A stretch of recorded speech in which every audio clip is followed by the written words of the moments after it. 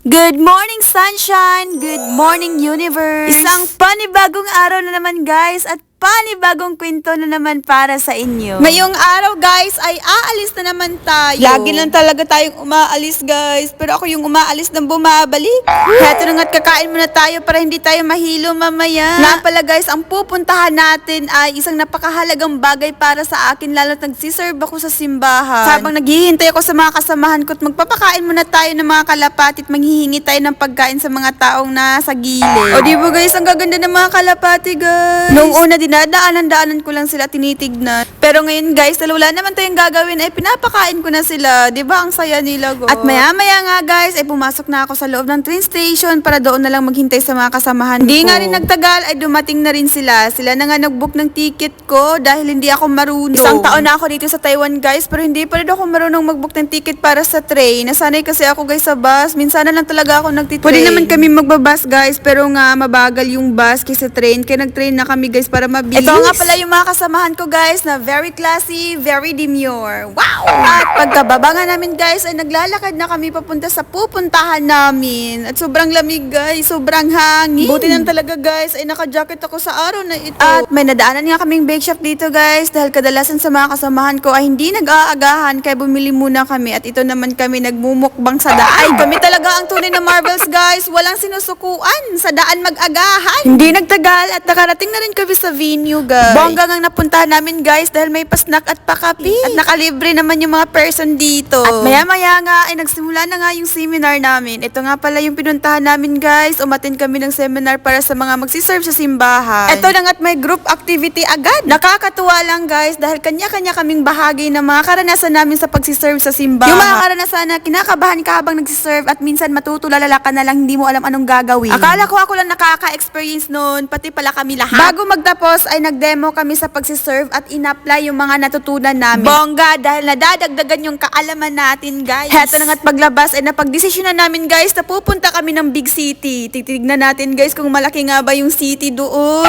Sobra ako nag-enjoy sa araw na to, guys, pero hindi ko lang pinapahalata sa inyo kasi demure ako. At sa sobrang likot natin, guys, sa daan ay muntika na talaga tayong makatama ng matanda. Huy, buti na lang talaga may 7 anghel ako na umiwas sa kanya. Hindi ko talaga alam kung saan yun pupulutin pag nabangga yun. Hindi ko talaga alam kung ano i-explain ko sa pamilya niya pag nabangga ko siya. Ay, nako, ito na naman lumalabas yung talent ko sa pag-overthink. Gamit na gamit. So, heto na nga, guys, habang nagagala-gala kami, ay sasabihin ko na sa inyo yung mga natutunan ko ngayong araw. Ang dami kong nare-realize kanina, guys, sa seminar. Bibigyan ng kahulugan ng pagsiserve ko sa simbahan. Dahil mas naiintindihan ko yung purpose ko kung bakit ako nagsiserve. Nagsiserve kami hindi para makilala ng mga tao, hangaan at palakpakan. Nagsiserve kami, guys, para i-deliver ang mensahe ng Diyos sa mga tao. Kanina sa seminar, habang nagbabahagi kami ng mga karanasan, nare-realize ko na hindi lang pala ako ang nagkakamali at kinakabahan sa altar. Lahat pala kami. Kaya nare-realize ko na wala talagang perfect dito sa mundo. Kahit sobrang tagal na nila sa pagsiserve sa simbahan, guys, ay talagang kinakabahan pa rin kaya sila. Kaya sa lahat ng tao dyan na takot humarap sa mga tao, takot magkakamali dahil takot mahusgahan, guys, huwag kayong matatakot dahil lahat tayong tao dito sa mundo ay walang perpekto at lahat tayo ay may pagkakamali sa buhay. Dapat open ka sa panghuhusga ng mga tao dahil doon ka nagkakaroon ng freedom. Nagagawin yung mga bagay na napagpapasaya sa'yo na wala kang pakialam kung ano ang sasabihin ng mga tao sa'yo dahil ikaw yun, di yun mababago. Dito natatapos yung araw ko, guys. Hanggang dito na lang. Ingat kayo palagi sa Shani.